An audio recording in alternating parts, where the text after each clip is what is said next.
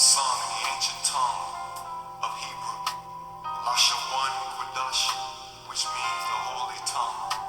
For our forefathers told us in their writings that the things uttered in Hebrew and translated into another tongue have not the same force in them. And not only these things, but the law itself and the prophets and the rest of the books have no small difference when they are spoken in their own language. Kwam lama al yasha'ala, which means to rise, Rise, Yasha'Allah. and prepare to hear the words of the Most High sung in the ancient tongue of Hebrew. For this is the tongue of the children of Israel. And when you search throughout the scriptures, all the original texts were written in the language of Hebrew and describe our forefathers and the children of Israel. As it says in the Songs of Solomon, Ani Shakor, I am what? like.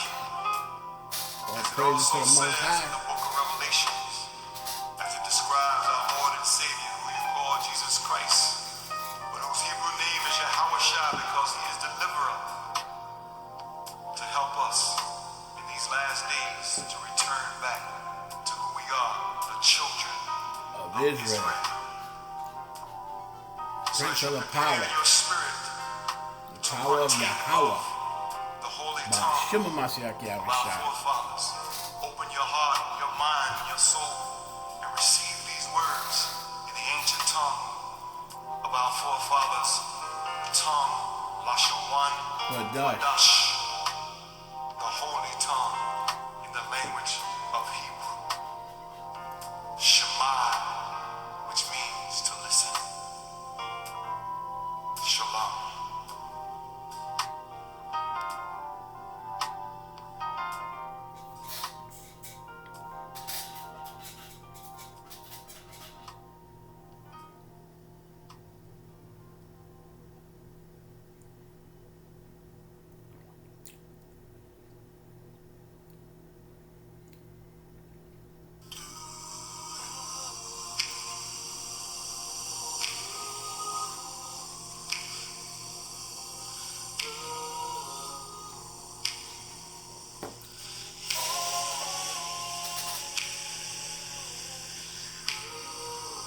Abanawa Shabbat Shemaya Kodasha Yashakor Yahweh.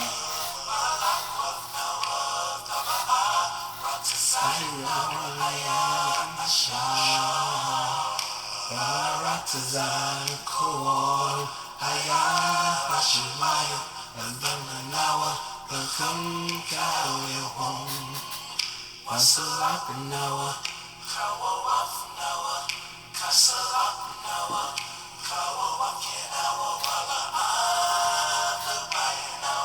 Giving all praise and glory to Abanawa Yahweh by Shema Mashiach Yahweh Shai by Shema Kadash. All praises to the Heavenly Father, who is worthily called God, and his true name is Yahweh, who gave up his only begotten Son, Yahweh Shai Mashiach, who is worthily called Jesus the Christ, but his true name is Yahweh Shai Mashiach. All praise and glory to the powers of Israel. Let's get this sit down started. All praise and glory to the Most High.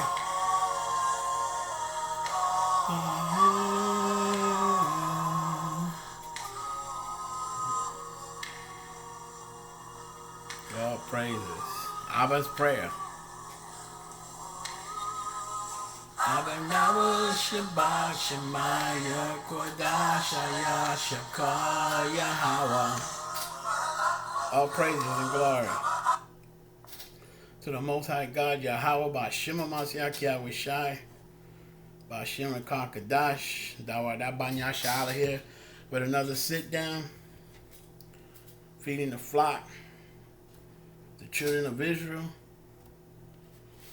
I'm going to title this quick sit down. It's going to be titled The Feast of Weeks, First Fruits and Pentecost. The Feast of Weeks, the First Fruits and Pentecost. One of the holiest days of the power of Yahweh, the powers of Israel.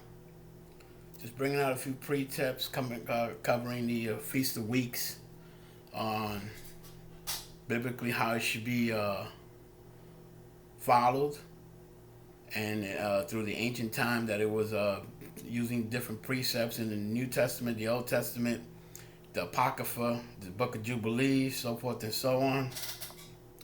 First precept I'm going to bring out, let's go to the Book of Exodus. Exodus 34, starting with the 22nd verse. Exodus 34, 22nd verse reads, "And thou shalt observe the feast of weeks of the first fruits of wheat harvest, and the feast of ingathering at the year's end." Read it again, Exodus 34, verse 22. "And thou shalt observe the feast of weeks of the first fruits of weeks of wheat harvest, and the feast of ingathering at the end year." Just want to bring out a couple of precepts covering again the Feast of Weeks, First Fruits and Pentecost. Biblically, how to follow it, how to keep it in order, and not disturb the seasons. And like I said, we're gonna cover different books. I know a lot of people don't go into the other books, but through the Spirit of Yahweh Shem Yahushua, I'm gonna go into the Book of Jubilees. That's my next precept. Let's go to Book of Deuteronomy, 16th chapter, the 10th verse. Deuteronomy 16 and 10 reads, "And thou shalt keep the feast of weeks unto Yahweh thy power, with a tribute of free will offerings of thy hand, which thou shalt give unto Yahweh thy power, according as Yahweh thy power has blessed thee." We'll read it again, Deuteronomy 16 and 10. "And thou shalt keep the feast of weeks unto Yahweh thy power." And the reason why I'm titling this, because I want to make sure everybody understands. There were some comments of what is the Feast of the Weeks, what is the First Fruits, Pentecost, well, it's all the same. We celebrate it all at the same time. It's the beginning of, when you start planning and getting ready for the harvest at the end year. Deuteronomy 16 and 10, "And thou shalt keep the Feast of Weeks unto Yahweh thy power, with the tribute of a free will offering of thy hand, which thou shalt give unto Yahweh thy power, according as Yahweh thy power has blessed thee." Okay? Let's go 16, drop down to verse 16. Deuteronomy 16 and 16. Deuteronomy 16 and 16 reads, "3 times in a year shall all thy males appear before Yahweh thy power, in the place where he shall choose." Okay, these are the 3 times that we have to, a male should appear before Yahweh thy power. Number 1 is the Feast of Unleavened Bread. Okay, Feast of Unleavened Bread. Number 2 is the Feast of Weeks, also known as Pentecost, and First Fruits. And number 3 is the Feast of Tabernacles. That's in the 7th month, on the 15th day of the 7th month. Okay, of Tabernacle. "And they shall not appear before Yahweh empty." Okay, Deuteronomy 6. I'm going to read it again, 16 and 16. "3 times a year shall thy males appear before Yahweh thy power, in the place where he shall choose. In the Feast of Unleavened Bread, number 1, Feast of Weeks, which is Pentecost and First Fruits, and the Feast of Tabernacle in the 7th month on the 15th day. And they shall not appear before Yahweh empty." Deuteronomy 16, 17. "Every man shall give as he's able, according to the blessing of Yahweh thy power, which he has given thee." Point blank and period. So you give whatever you can give, but nobody shows up, males don't show up to Yahweh empty-handed. Point blank and period. Let's go Leviticus, our next precept, Leviticus 23rd chapter, where it'll show us how to keep the Feast of Weeks, First Fruits. Let's go Leviticus 23, starting with the 15th verse.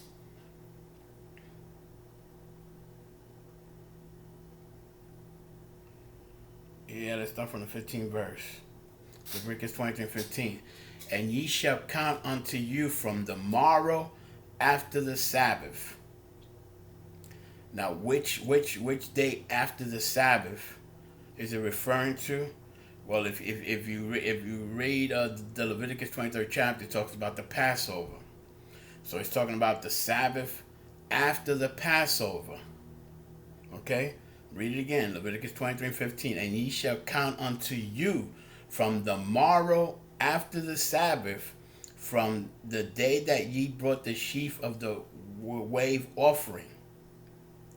Okay? From the day that ye brought the sheaf of the wave offering. 7 Sabbaths shall be completed. So from the day after the Passover, after the Sabbath of the Passover, you're going to count 7 Sabbaths. 7 Sabbaths should be complete. Leviticus 23:16, even unto the morrow after the 7th Sabbath. So you're going to count 7 Sabbaths, and then the day after the 7th Sabbath, ye number 50 days. Okay, so the day after the Sabbath of the Passover, you're going to count 7 Sabbaths even unto the morrow after the 7th Sabbath. Ye shall number 50 days. So from the day after the Sabbath, after the Passover, to the day after the 7th Sabbath, you count. You should total 50 days. Per Leviticus 23:16. I'm reading again. Leviticus 23:16. Even the morrow after the 7th Sabbath shall ye number 50 days, and ye shall offer a new meat offering unto Yahweh. Okay? You shall offer a new meat offering unto Yahweh. Again, you're gonna from the Passover, you're gonna count 7 Sabbaths. The day after the 7th Sabbath, you're gonna it should total 50 days. And you're going to make a new meat offering, because you made a meat offering, drink offering, and a burnt offering to Yahweh Bashem Yahweh Shai on his most holy day, which is the Passover. Leviticus 23:17. Ye shall bring out of your habitation 2 wave loaves of 2/10 deals. They shall be of fine flour. They shall be baken with leaven. We know that during the Passover, there can be no leaven in your dwelling. None whatsoever. And you're going to celebrate the Feast of Unleavened Bread for 7 days. Okay? Passover, and then 7 days after the Passover, that's how we celebrate the Feast of Unleavened Bread. Well, here on the first fruits, Feast of Weeks, that's why it's called Feast of Weeks, because of the 7 weeks after the Sabbath of the Passover. Okay, I'm going to read it again. Leviticus 23:17. Ye shall bring out of your habitation 2 loaves of 2/10 deals. They shall be of flour, and they shall be baken with leaven. They are the first fruits of Yahweh. Okay, they are the first fruits unto Yahweh. Clear and cut. Okay, just to recap. 7 days after what Sabbath? After the Sabbath of the Passover. The morrow after, you're going to count 7 Sabbaths. When you get to the 7th Sabbath, the day after that should total 50 days. You're going to make a new meat offering unto Yahweh. Again, it's going to be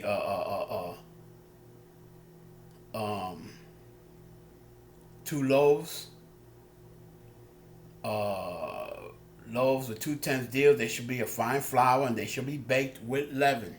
Because we know during the Passover and the Feast of Unleavened Bread, and there's no leaven should be in your dwelling. Okay. Now, next piece of number. Let's go to the Book of Numbers to make sure everybody understands. If you step away from how it's written in the Bible, you're going totally off on your feast days. It has to be, and I'm gonna prove that. Let's go to Numbers 9. And starting with let's start at the top. Numbers 9:1. And it reads, And Yahweh spake unto Moses in the wilderness of Sinai, in the first month of the 2nd year, after they were come out of the land of Egypt, saying, verse 2, Let the children of Israel also keep the Passover at his appointed season. Verse 3, In the 14th day of this month at even, Ye shall keep it in his appointed season, according to all the rites of it, and according to all the ceremonies thereof. Ye shall keep it. Again, if you're not celebrating the Passover at the proper time, how could you be celebrating the first of the Feast of Weeks, first fruits, Pentecost, at the proper time? We're commanded to keep it in his appointed season, point blank and period. If you disagree with that, you disagree with the text. That means you disagree with Yahweh Shem Yahushai. That it was given to Moses, that he should command the children of Israel to follow. Point blank and period. Numbers 9 and 4. And Moses spake unto the children of Israel that they should keep the Passover. Verse 5. And they kept the Passover on the 14th day of the first month at even, in the wilderness of Sinai, according to all that Yahweh commanded Moses, so did the children of Israel. Okay, so if you're not keeping the Passover on the first month, the 14th day, how can you be keeping the proper context of the first fruits, feasts of weeks of Pentecost, when you're supposed to count 7 Sabbaths the morrow after the first Sabbath of the past? How could you be in order? And we're going to prove that during this sit down. Okay, let's get a few other precepts. Let's go to Second Chronicles. Second Chronicles, starting with 8th chapter, 13th verse. Second Chronicles 8 and 13 reads, even after a certain rate every day, offering according to the commandment of Moses, on the Sabbaths, on the new moons, on the solemn feasts, 3 times in the year.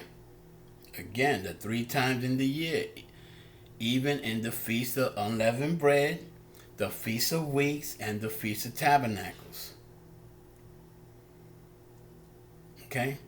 Those are the 3 that, must be kept. And again, you cannot show up to Yahweh Shem Yahushai empty-handed. Point blank and period. And again, if you're not keeping the proper order, how can you count 7 Sabbaths? And I know there's a controversy as far as the keeping the Passover in the 2nd month. But if you read further in Numbers 9 and start, I think, probably from the 6th verse down, you're going to see that you can keep it if you journey afar, or if you're unclean by touching of a dead body, so forth and so on. So if you're unclean or if you journey from far, it's the only time. But you're supposed to keep it according to the rites, the ceremonies, the laws, and the way Yahweh appointed it to Moses. Okay? Point blank and period. Just bringing out a couple of precepts. Let's go to the book of Acts. Let's go to the New Testament, book of Acts. Just to prove all the apostles and prophets of past have kept the Pentecost. This is Acts 2, starting from the top. And when the day of Pentecost was come full, they were all with one accord in one place. And suddenly there came a sound from heaven as a rushing mighty wind, and it filled all the house where they were sitting. Okay? So we're talking about all the apostles and the prophets of past were all celebrating the first feast weeks, first fruits, and Pentecost. Let's go to Acts 20. I just didn't want to make this sit down so long. Just want to bring out some precepts and on the holy days, first fruits, Pentecost, and the Feast of Weeks. Acts 20, and let's start at 16 verse. Act 20 and 16 reads, and Paul had determined to sail by Ephesus, because he would not spend the time in Asia, for he hasted, if it were possible for him to be at Jerusalem the day of Pentecost. I mean, it's proven Paul and all the apostles, they all celebrated the day of Pentecost, which is also aka first fruits and the Feast of Weeks. Why? Because of the 7 weeks from the morrow after the Passover. Point blank and period. Let's go to 1 Corinthians. New Testament, 1 Corinthians 16, starting with the 8th verse. precept. 1 Corinthians 16 and 8 reads, "But I will tarry at Ephesus until the Passover." Point blank and period. This is Paul talking again. He's going to hang out at Ephesus until the Pentecost because of the magnitude of the holy day. That we should, make a new offering to Yahweh. Point blank and period. Now let's go to the Apocrypha. Let's get some precepts in the Apocrypha. Here a little and there a little. All throughout the books. We're going to go to the book of Tobin, 2nd chapter, starting from the top. This is Tobin, 2nd chapter, starting from the top. Salakia.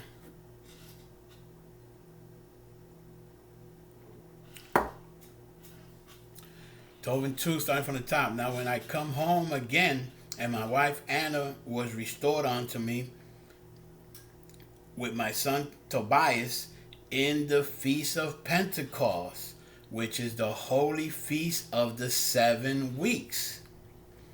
Read it again. Tobin 2, starting from the top. "Now when I come home again, and my wife Anna was restored unto me with my son Tobias in the feast of Pentecost, which is the holy feast of the 7 weeks. There was a good dinner prepared me, in the which I sat down to eat." All praise and glory. So even in the ancient times, Tobit with his wife and his son, everybody was celebrating the first fruits, Feast of Weeks, which is also known as Pentecost. Let's stay in Apocrypha. Let's go to 2nd Maccabees. Precept upon precept. 2nd Maccabees. 12th chapter, starting with the 31st verse. 2nd Maccabees 12 and 31 reads, "And they gave them thanks, desiring them to be friendly still unto them. And so they came to Jerusalem, the feast of the weeks approaching." Read it again. 2nd Maccabees 12 and 31. "They gave them thanks, desiring them to be friendly still unto them. And so they came to Jerusalem, the feast of weeks approaching." 2nd Maccabees 12 and 32. "And after the feast called Pentecost, they went forth against Georgius, the governor of Idumea." And we know who Idumea is. So-called Esau's land. Read it again. 2nd Maccabees 12 and 32. "And after the feast called Pentecost, which is the Feast of Weeks." Just want to bring it out so everybody get a clear understanding. They went forth against Georgius, the governor of Idumea. Okay, that's 2nd Maccabees 12 and 32. Now let's go to the book of Jubilees. And I know a lot of people, they frown about these other books, but through the spirit of Yahweh Shem Yahweh Shama, tie it into all together. Let's go to the book of Jubilees. Through the spirit of the Heavenly Father, Yahweh Ba'Shem Mashiach Yahweh Shai, 6th chapter, starting with the 15th verse. Jubilees 6 and 15 reads, "And he gave Noah and his sons a sign that there should not be a flood on the earth." Jubilees 6 and 16, "He set his bow in the clouds for a sign of eternal covenant, that there should not again be a flood on the earth to destroy it all the days of the earth." And we all know what bow is. That's the so-called rainbow, who this wicked nation ties it up to the LGBT, TTZ, whatever them damn, all that nonsense and folly. And that's blasphemy against the Most High, because that's one of his internal covenants that he gave to our forefathers as a covenant that he will not flood the earth again, as he did in the time of Noah. That's why this place is getting judged day by day, not morning by morning, except for night 3 and 5. Let you know that the Most High is judging this place every morning, and he faileth not. Point blank and period. Through storms, through the coronavirus, pestilence, famine, all these pork places being shut down, all the beef, Wendy's having no burgers on their menu, shows you in the times that we live in, through all these so-called hornets, the murder hornets, If you know, in the book of Exodus, 7th chapter on, during the 10th, he sent hornets in the time of ancient Egypt. Now they're coming up with this new gypsy moth. The Most High is opening all his indignation weapons against this wicked land. All praise and glory to Yahweh Shem Yahushai. I'm going to read it again. Jubilee 6 and 16. He set his bow in the clouds for a sign of the eternal covenant, that they should not again be a flood on the earth to destroy the days of the earth. Jubilee 6 and 17. For this reason it is ordained and written on the heavenly tablets, that they should celebrate the Feast of Weeks in this month once a year, to renew the covenant every year. Read it again. For it is ordained and written on the heavenly tablets. On Mount Sinai it was commanded that Moses tell the children of Israel that we should keep and celebrate this Feast of Weeks. That's why I'm just bringing out this sit down and bringing out some precepts. Jubilee 6 and 18. And the whole festival was celebrated in heaven from the days of creation till the days of Noah, 26 jubilees and 5 weeks of years, from 1309 to 1659. And Noah and his sons observed it for 7 jubilees and 1 week of years, till the day Noah's death. And from the days of Noah's death his son did away with it until the days of Abraham. And they shall eat blood. Salakia. Jubilee 6 and 19. But Abraham observed it, and Isaac and Jacob and his children observed it up to thy day. And in thy days the children of Israel forgot it until ye celebrated anew on this mountain. So obviously we stepped away from, that's when we stepped away from the Most High, doing his covenant, keeping his law, statute, commandments. That's why we went into captivity, not observing his holy days. Jubilee 6 and 20. And do thou command the children of Israel to observe this festival in all their generations for a commandment unto them. It's just cut and dry. We're supposed to be celebrating the Feast of Weeks, First Fruits, Pentecost in his proper appointed season. Because if you're not observing the Passover in its proper time, you're just all over. And your feast days, your new moons, everything is out of order. Point blank and period. Don't blame me. I'm just a messenger. You got a problem, bring it up to Yahweh Shem Yahushai. Read it again. Jubilee 6 and 20. And do thou command the children of Israel to observe this festival in all their generations for a commandment unto them. One day in this month they shall celebrate the festival. Jubilee 6 and 21. For it is the Feast of Weeks and the Feast of First Fruits. This feast is twofold. Again, just to get proper context. Why I'm doing this, because people have confusion. When is the Feast of Weeks? When is the First Fruits? When is Pentecost? It's all the same season, all the same time. Point blank and period. Through these precepts that I'm bringing out, hopefully edifying you, it's all at the same time. Okay, read it again. Jubilee 6 and 21. For it is the Feast of Weeks and the Feast of First Fruits. This feast is twofold and of a double nature, according to what is written and engraved concerning it. Celebrate it. Point blank and period. We're commanded. We're not just told. We're commanded to celebrate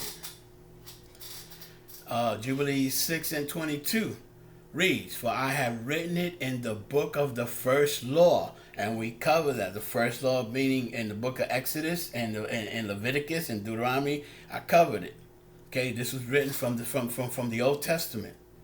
Okay, read it again. For I have written in the book of the first law, in that which I have written for thee, that thou shalt celebrate it in season, one day a year, and explain it to thee, its sacrifices, that the children of Israel should remember and should celebrate it throughout their generations in this month. In this month, one day every year. Again, if you're not observing the Passover at the proper time, how could you be serving celebrating the Feast of Weeks, First Fruits and Pentecost at the proper time, when you're supposed to count 7 Sabbaths the morrow after the Passover? How could you be keeping it in order? Okay, point blank and period. And that's why a lot of people go into lunar Sabbaths, chapter and verse. Chapter and verse. Matter of fact, talking about that, let's get some of that. Salaki, give me a second.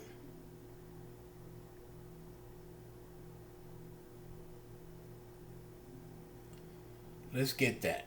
Prove all things. 1 Thessalonians 5:21 says, prove all things.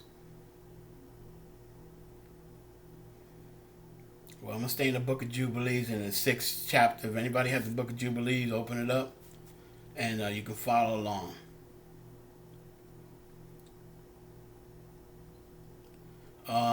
Jubilees 6:28. On this account, he being Noah, ordained them for himself as a feast for a memorial forever.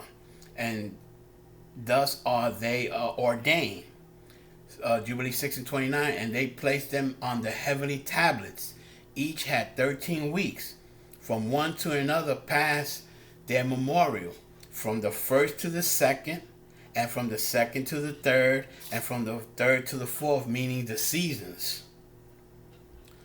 And all the days of the commandments will be 52 weeks of days, and these will make the entire year complete.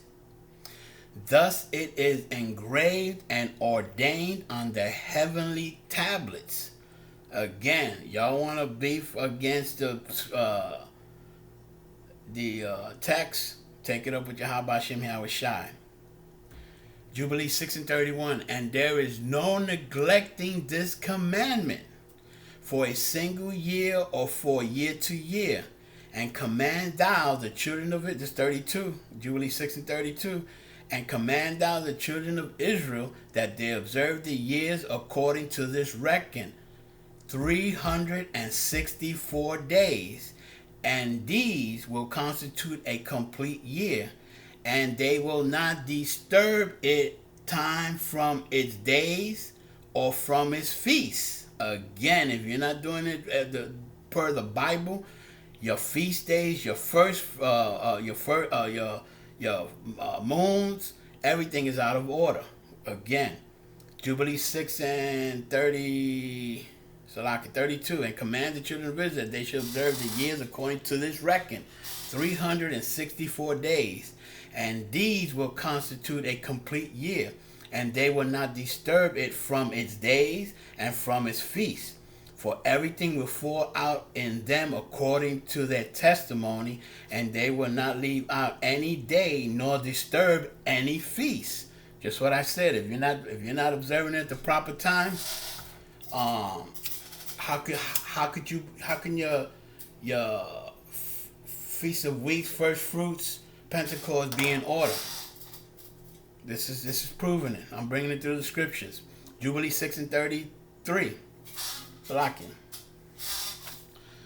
But if they do neglect and do not observe them according to his commandments, then they will disturb all their seasons, and years will be dislodged from this order, and they will disturb the seasons, and the years will be dislodged, and they will neglect their ordinances. I can't stress that anymore.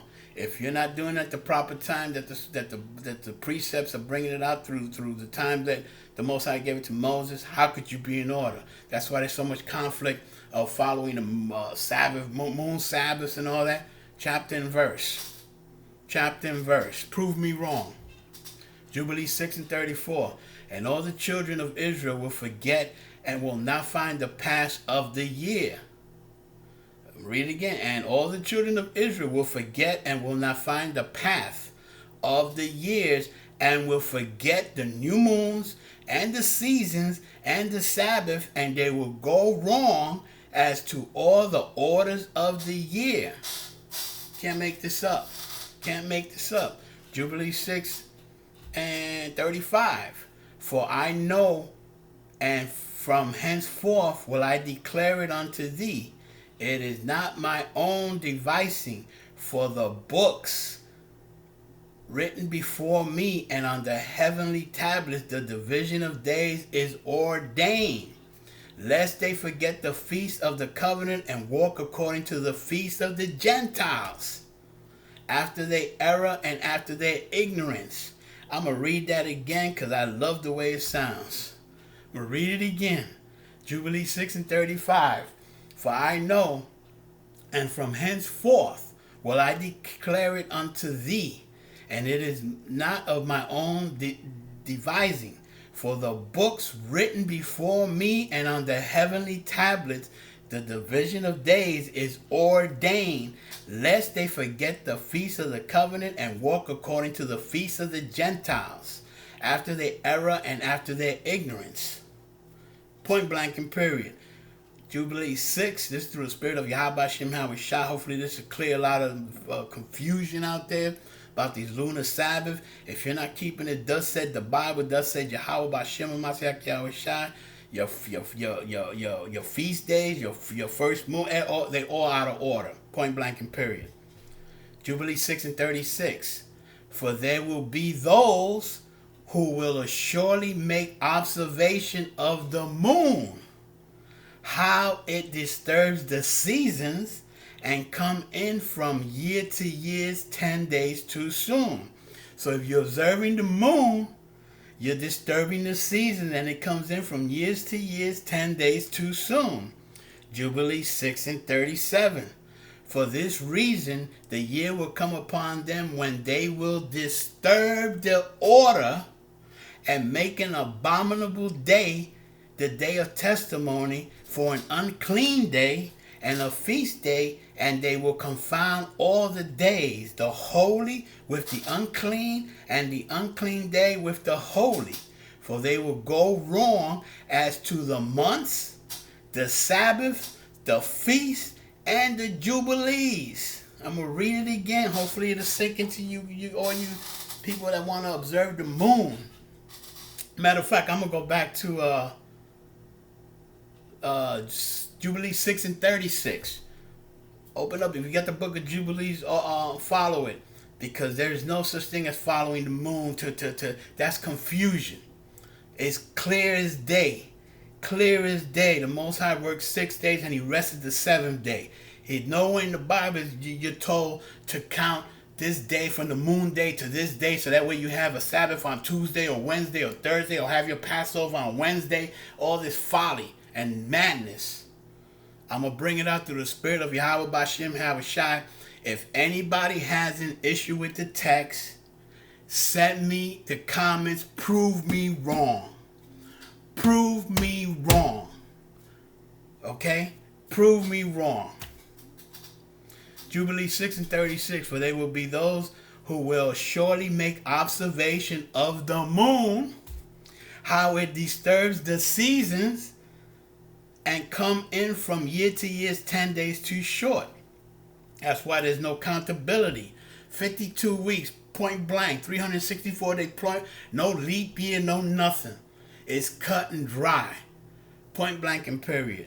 Jubilee 6 and 37. For this reason, the years will come upon them when they will disturb the order and make it an abominable day, the day of testimony. That means your feast days are all off. And an unclean day, a feast day, and they will confound all the days, the holy with the unclean, and the unclean day with the holy. For they will go wrong as to the moon, as to the month, the Sabbath, the feast, and the jubilees. Can't make this up. Jubilee 6 and 38. For this reason I command and testify to thee, that thou may testify to them, which is I'm doing that here through the spirit of Yahweh Shem Shai, bringing it out to Yasha Allah. Y'all need to check yourself when you're talking about following the moon, and prove me wrong. If you disagree with the text, you just disagree with the Most High. Point blank and period.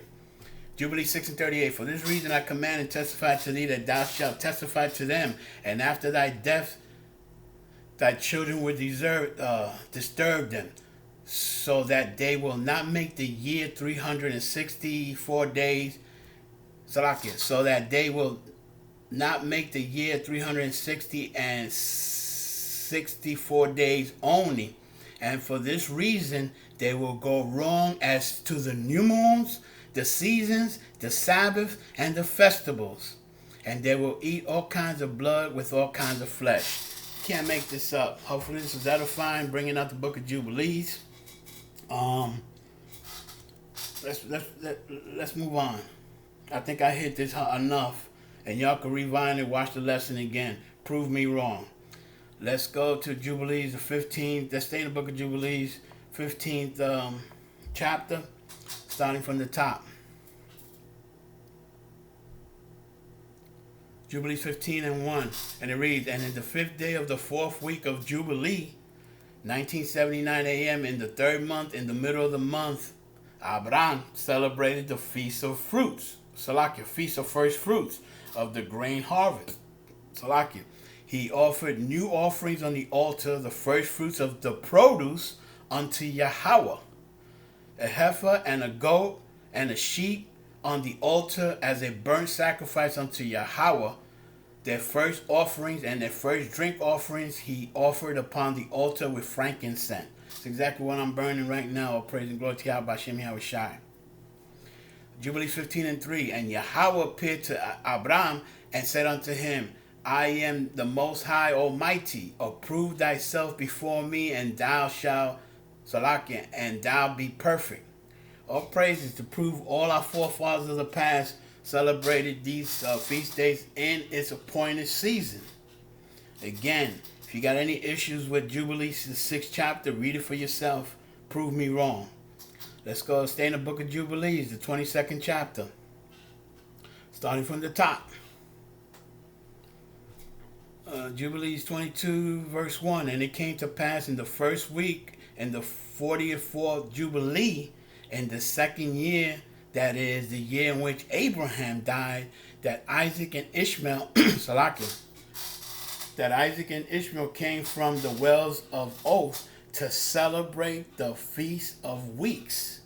That is the Feast of First Fruits of the harvest to Abraham. I mean, it's just precept upon precept.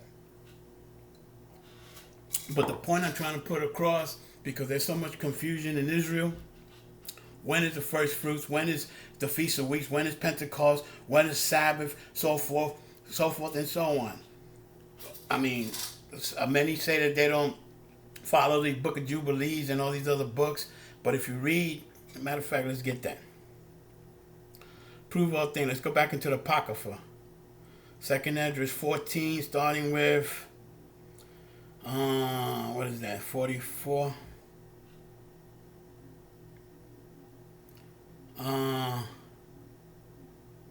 Yeah.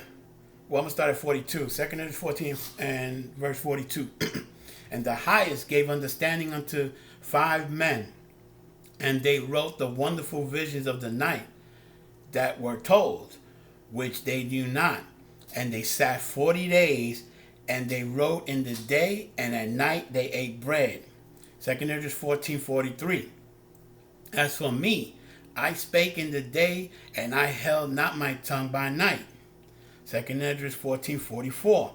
In the 40 days they wrote 204 books. Okay, they wrote 204 books. There's only 66 in the Bible and the 14 in the Apocrypha. There's many books that we haven't even, tapped into. Okay, so I mean, y'all don't want to follow the book of Jubilees. Y'all, it's through the Spirit. But I'm going to keep on reading. And it came to pass, when the 40 days were filled, that the highest spake, saying, the first that thou hast written, publish it openly, that the worthy and the unworthy may read it. Read it again. The first which thou hast written, publish openly, that the worthy and unworthy, the learned and the unlearned, may read it. Verse 46. But keep the 70 last, that thou mayst deliver them only to such as be wise amongst the people. Read it again, 2 Esdras 14 and 46. But the 70 last, that thou may deliver them only to such as be wise amongst the people. So if y'all don't want to adhere to the book of Jubilees and whatever, that's between you and the Most High. But through the Spirit, I'm bringing this sit down to clarify the Feast of Weeks, the first fruit Pentecost, and make sure it's in its proper season. That's it, point blank. Let's go back to the book of Jubilees. 44th verse. How long is this? 40. There's so many precepts out here. 44 starting at the top. Jubilees 44 starting at the top. And Israel took his journey from Haran, from his house on the new moon of the 3rd month. And he went on the way to the well of the oath. And he offered a sacrifice to the Most High, the father of Isaac, on the 7th of this month. Verse 2, and Jacob remembered the dream that he had seen at Bethel, and he feared to go down into Egypt. 44 and 3, and while he was thinking of sending word to Joseph to come to him, and that he would not go down, he remained there 7 days. Perchance he could see a vision as to whether he should go, whether he should remain or go down. Verse 4, Jubilees 44 and 4. He celebrated the harvest festival of the first fruits with old grain, for all in the land of Canaan there was not a handful of seed in the land, for the famine was all over the beasts, the cattle, the birds, and also man. Okay, so we know precept after precept, our forefathers of past kept these the Feast of Weeks, First Fruits, Pentecost, the Sabbath, all these holy days. Point blank, the 3: unleavened bread, First Fruits, and the Feast of Tabernacles. I hope this was edifying. Again, I just want to bring this out. Hopefully, it's cleared this up. There is no such thing as following the moon. If you don't observe these feast days in an appointed season, as it says in the book of Numbers, and throughout all these precepts, that's between you and the Most High. Giving all praise and glory to Yahweh, B'Shem HaMashiach, Yahweh Shai, B'Shem Kadash. Israel endured to the end. Our kingdom is nigh. We see the Most High judging his wicked land for all their wickedness. And with that, Shalom.